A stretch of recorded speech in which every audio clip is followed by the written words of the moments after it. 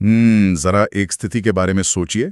किसी इंसान पर बहुत भरोसा करके उसे कोई बड़ी रकम उधार दी जाए या फिर अपने व्यवसाय का कोई कीमती माल उसे सौंप दिया जाए और बदले में वो इंसान मुस्कुराते हुए एक चेक थमा दे। मतलब वो चेक हाथ में आते ही एक गहरी तसल्ली महसूस होती है ना कि चलो पैसा सुरक्षित है। बिल्कुल, वो कागज का टुकड़ा एक सुरक्षा का एहसास देता है। हाँ, लेकिन कुछ दिनों बाद जब उस चेक को बैंक में लगाया जाए तो वो बाउंस हो जाता है और अचानक से वो चेक सुरक्षा नहीं बल्कि गले की फांस बन जाता है। सही कहा। और असल में जब एक चेक बाउंस होता है तो वो बैंक खाते में अपर्याप्त राशि होने की महज एक तकनीकी सूचना नहीं होती। तो वो क्या होता है? ये वो खतरनाक मोड़ है जहां एक सामान्य सा वित्तीय लेन देन अचानक सिविल और क्रिमिनल कानून के युद्ध के मैदान में बदल जाता है। बहुत से लोग तो यही मानकर चलते हैं कि चेक का बाउंस होना अपने आप में एक ऐसा अपराध है जिसमें अदालत तुरंत सामने वाले को सजा सुना देगी और पैसे वापस दिलवा देगी, राइट? हाँ, लेकिन जमीनी हकीकत इसके बिल्कुल उलट है। अदालत में जीत सिर्फ इस बात पर निर्भर नहीं करती कि कौन सही है, जीत इस बात पर निर्भर करती है कि दावों को कानूनी कागजों पर किस तरह से बुना गया है। और आज के हमारे इस डीप डाइव का पूरा फोकस इसी कानूनी बनावट पर है। बिल्कुल। आज हम जिस स्रोत का विश्लेषण कर रहे हैं वो है drafting section 138 the legal mechanics of issuing cheques का दूसरा भाग। और ये दस्तावेज मनीष शुक्ला एंड एसोसिएट्स की विशेषज्ञ टीम, जिसमें अधिवक्ता मनीष शुक्ला, अधिवक्ता अमन वाजपेयी और अधिवक्ता अविनाश साहू शामिल हैं, उनके गहरे अदालती अनुभवों और व्यावहारिक रणनीतियों पर आधारित है। एकदम सही। तो हमारा मुख्य उद्देश्य आज ये समझना है कि चेक का जारी होना, जिसे कानूनी भाषा में इशुएंस ऑफ चेक कहा जाता है, वो नेगोशिएबल इंस्ट्रूमेंट्स एक्ट की धारा 138 के तहत महज एक कागजी रस्म क्यों नहीं है, बल्कि वो पूरी देनदारी और कानूनी दावे की रीढ़ कैसे है, ये समझना बहुत जरूरी है। तो अगर हम इस विश्लेषण को सबसे बुनियादी स्तर से शुरू करें तो सबसे पहले उस क्षण को समझना होगा जब एक व्यक्ति दूसरे के हाथ में चेक सौंपता है। हाँ, स्रोत में अधिवक्ता मनीष शुक्ला के अनुसार चेक का जारी होना ही वो केंद्रीय तत्व है जो किसी भी देनदारी को प्रमाणित करता है। मतलब ये एक ठोस एक्नॉलेजमेंट या स्वीकारोक्ति है। एक स्वीकारोक्ति कि चेक देने वाले ने किसी पुरानी देनदारी को चुकाने का वादा किया है। एकदम सही। जब तक चेक जारी नहीं होता तब तक सारा मामला हवा में तैरते हुए जुबानी वादों पर ही टिका होता है। यहीं से वादी का दावा मजबूत विधिक आधार प्राप्त करता है। तो इस सब का असल मतलब क्या है? एक जुबानी वादे और एक चेक के बीच का ये सफर इतना अहम क्यों है? क्योंकि ये अमूर्त वादे को एक ठोस दस्तावेज में बदल देता है। अगर मैं इसे एक उपमा से समझूं तो जुबानी वादा ये कहने जैसा है कि मेरे पास एक तिजोरी है और मैं उसमें से पैसे दे दूंगा। बिल्कुल। लेकिन चेक काटना महज वादा नहीं है, वो असल में उस तिजोरी की चाबी हाथ में सौंपने जैसा है। बहुत सटीक उपमा है ये। हाँ, एक ऐसा हथियार जिससे सीधे उसके खाते तक पहुंचा जा सकता है। लेकिन मेरा एक सवाल है। पूछिए। अगर हाथ में तिजोरी की चाबी आ गई है और फिर भी तिजोरी नहीं खुल रही, मतलब चेक बाउंस हो गया है, तो क्या केवल वो चाबी अदालत में दिखाने भर से कानूनी लड़ाई जीत ली जाती है? काश ये इतना ही आसान होता। लेकिन अगर हम इसे व्यापक संदर्भ से जोड़कर देखें तो सच्चाई ये है कि केवल चेक या वो चाबी हाथ में होने से अदालत से खाली हाथ ही लौटना पड़ेगा। अच्छा, मतलब सिर्फ चेक होना काफी नहीं है? बिल्कुल नहीं। अदालतें भावनाओं या केवल कागज के एक टुकड़े के होने भर से फैसले नहीं सुनाती। असली खेल तो इसके बाद शुरू होता है और यहीं से अदालती लड़ाई का दूसरा और सबसे निर्णायक चरण आता है, आपके दावे की ड्राफ्टिंग। चूंकि चेक अपने आप में इतनी बड़ी ताकत रखता है, इसलिए अदालत के सामने उस चेक का वर्णन किस तरह किया जा रहा है, ये अगला सबसे महत्वपूर्ण कदम बन जाता है। एकदम सही। और ये वो बिंदु है जहां दस्तावेज में अधिवक्ता अमन वाजपेयी एक बहुत ही अहम बात सामने लाते हैं। उनका स्पष्ट कहना है कि जब कोई वादी अपने केस की ड्राफ्टिंग करता है तो उसे चेक का पूरा विवरण स्पष्ट रूप से लिखना चाहिए। मतलब चेक संख्या, उस पर पड़ी तारीख, बैंक का नाम, ब्रांच और रकम। हाँ। पर ये सब तो सुनने में बहुत ही सामान्य सी बात लगती है। ऐसा लगता है कि ये तो कोई भी क्लर्क लिख देगा। इसके पीछे का असली विज्ञान क्या है? यहाँ जो बात सबसे आकर्षक है वो ये है कि अदालतें कभी भी अस्पष्टता या अंदाजे पर काम नहीं करती। मान लीजिए कि किसी ने ड्राफ्टिंग करते समय चेक नंबर 4567 की जगह गलती से 4576 लिख दिया। एक बहुत ही मामूली सी टाइपिंग मिस्टेक। देखने में हाँ, ये मानवीय भूल लग सकती है, लेकिन जब ये मामला ट्रायल में जाएगा तो बचाव पक्ष का वकील इस एक छोटी सी गलती को आधार बनाकर पूरा केस ढहा सकता है। ओहो, मतलब वो सीधा कहेगा कि ये चेक तो है ही नहीं। बिल्कुल। वो जज के सामने खड़े होकर तर्क देगा कि मुवक्किल ने तो कभी इस नंबर का चेक जारी ही नहीं किया। वादी जिस चेक की बात कर रहा है वो तो अस्तित्व में ही नहीं है। छोटी सी भी चूक प्रतिवादी को फायदा पहुंचा सकती है। तो वकील ये नहीं कह रहा कि उधार नहीं लिया गया था, वो सिर्फ ये साबित कर रहा है कि ये विशिष्ट मुकदमा गलत आधार पर खड़ा है। एकदम सही पकड़े। अगर हम इसे आसान शब्दों में कहें तो ड्राफ्टिंग में चेक का विवरण देना अदालत को ये बताने जैसा नहीं है कि हम कहीं मिले थे और एक चेक दिया गया था, बल्कि ये उस विवाद का एक सटीक जीपीएस लोकेशन देने जैसा है। अगर उस जीपीएस के निर्देशांक में जरा सा भी फर्क आ गया तो आपकी कॉलोनी मिसाइल लक्ष्य पर लगने के बजाय किसी वीरान रेगिस्तान में जाकर गिरेगी।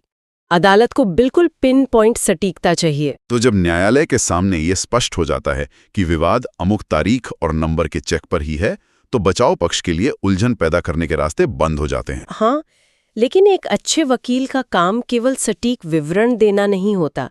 उसे ये भी सोचना होता है कि सामने वाला व्यक्ति क्या बहाना बना सकता है। ठीक है, आइए इसे थोड़ा विस्तार से समझते हैं। मतलब ड्राफ्टिंग में भविष्य की चुनौतियों से भी निपटना होता है। बिल्कुल, और यहीं पर अधिवक्ता अविनाश साहू का व्यावहारिक दृष्टिकोण आता है।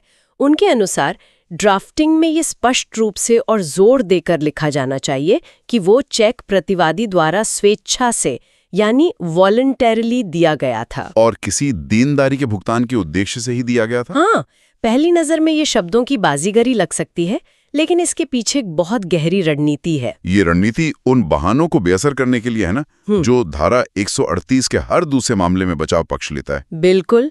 अदालत में खड़े होकर कोई ये नहीं कहता कि मैंने चेक दिया था और जानबूझकर बाउंस करवा दिया। वो एक नई कहानी सुनाते हैं, जैसे कि वो तो मैंने सिर्फ एक सिक्योरिटी चेक के तौर पर दिया था। हाँ, या फिर मेरा तो ब्लैंक चेक चोरी हो गया था या चेक का दुरुपयोग किया गया है।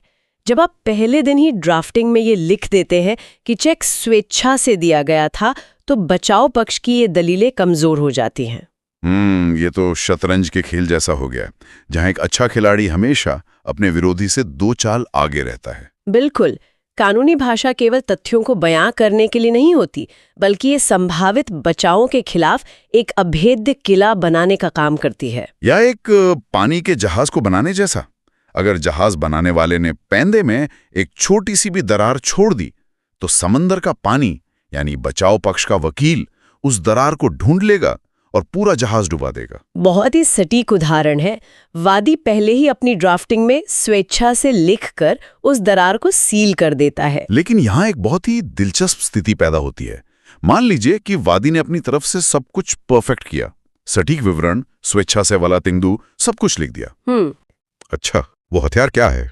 अधिवक्ता मनीष शुक्ला इस बात पर बहुत जोर देते हैं कि यदि विवादित चेक पर हस्ताक्षर यानी सिग्नेचर प्रतिवादी के हैं, तो कानून अपने आप एक विधिक अनुमान, जिसे लीगल प्रिजम्पशन कहते हैं, पैदा कर देता है कि चेक देनदारी चुकाने के लिए ही दिया गया था। वाह, ये तो कानून का एक जबरदस्त प्लॉट ट्विस्ट है। बिल्कुल है। मतलब सामान्य न्याय प्रणाली में हम हमेशा यही सुनते हैं कि जो आरोप लगाता है उसी को सब कुछ साबित करना होता है, लेकिन यहाँ मूल रूप से कानून कह रहा है तुम्हारा हस्ताक्षर तुम्हारी समस्या। एकदम सही। जब तक तुम अदालत में कुछ और साबित ना कर दो, कानून यही मानकर चलेगा। इस अनुमान को गलत साबित करने का भार पूरी तरह से प्रतिवादी पर होता है। इससे एक महत्वपूर्ण सवाल खड़ा होता है, कानून आखिर वादी के पक्ष में इतना झुका हुआ क्यों है? इसका कारण हमारी वित्तीय प्रणाली में छुपा है। वित्तीय साधनों जैसे कि चेक की अखंडता बनाए रखने के लिए इस विधिक अनुमान का बहुत महत्व है। मतलब अगर बाजार में चेक की विश्वसनीयता ही ना रहे तो कोई किसी से चेक लेना पसंद ही नहीं करेगा। बिल्कुल। अगर हर बार चेक बाउंस होने पर वादी को ही साबित करना पड़े कि उधार कब दिया, गवाह कौन था, तो व्यापार की गति एकदम रुक जाएगी। इसीलिए सबूत का भार उस पर डाल दिया जाता है जिसने हस्ताक्षर किए हैं। जरा रुकिए, यहां मुझे एक थोड़ा सा विरोधाभास नजर आ रहा है। वो क्या? अभी हमने चर्चा की कि कानून हस्ताक्षर के आधार पर पहले से ही वादी के पक्ष में एक इतना बड़ा प्रिजम्पशन लगा रहा है कि देनदारी थी। हाँ। तो फिर जो बात अधिवक्ता अमन बाजपाई और अविनाश साहू कह रहे थे कि ड्राफ्टिंग में पूरी कहानी, लेन देन का संदर्भ और परिस्थितियां स्पष्ट करनी चाहिए, उसकी इतनी मेहनत क्यों की जाए? ये बहुत ही स्वाभाविक पुशबैक है। मतलब कोई भी सीधा जज से कह सकता है, सर चेक पर हस्ताक्षर इसके हैं, कानून मेरे साथ है, मुझे लंबी चौड़ी कहानी लिखने की क्या जरूरत है। और विडंबना देखिए, इसी अति आत्मविश्वास के कारण कई बार लोग अदालत में अपना जीता हुआ केस हार जाते हैं। ऐसा क्यों? ये सच है कि हस्ताक्षर मामले की रीढ़ की हड्डी है और कानून आपको विधिक अनुमान की ढाल दे रहा है। लेकिन आपको ये समझना होगा कि एक रीढ़ को सीधा खड़ा रखने के लिए मांसपेशियों की आवश्यकता होती है। हाँ, और वो मांसपेशियां हैं आपका संदर्भ और आपकी कहानी का घटनाक्रम। बिल्कुल, केवल कानूनी अनुमान के भरोसे बैठना एक बहुत बड़ा जोखिम है। तो क्या बिना कहानी की अदालत में जाना आत्मघाती हो सकता है? पूरी तरह से। अधिवक्ता अमन वाजपेयी बताते हैं कि कई बार वादी केवल चेक का जिक्र कर देते हैं और संदर्भ नहीं देते। वे ये बताना भूल जाते हैं कि वो चेक किस लेनदेन के बदले दिया गया था। मतलब क्या वो किसी प्रॉपर्टी का एडवांस था या कोई माल सप्लाई करने का पेमेंट? हाँ, जब आप एक निर्वात में बिना किसी संदर्भ के सिर्फ एक कागज पेश करते हैं तो आपका केस कमजोर हो जाता है। आप बचाव पक्ष को एक बहुत बड़ा मौका दे रहे होते हैं। ओहो, यानी बचाव पक्ष उस खाली जगह में अपनी मनगढ़ंत कहानी भर सकता है। ठीक यही होता है।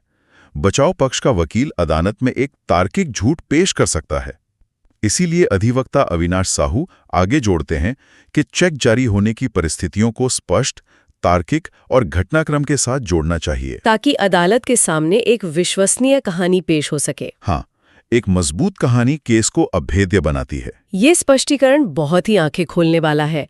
कानून आपके साथ खड़ा है, वो आपको हस्ताक्षर की ताकत दे रहा है, लेकिन उस ताकत को एक ठोस जमीन देनी ही होगी। उन ड्राफ्टिंग की ये पूरी प्रक्रिया इतनी बारीकियों से भरी है कि इसमें सही कानूनी मार्गदर्शन लेना बहुत जरूरी हो जाता है। बिल्कुल।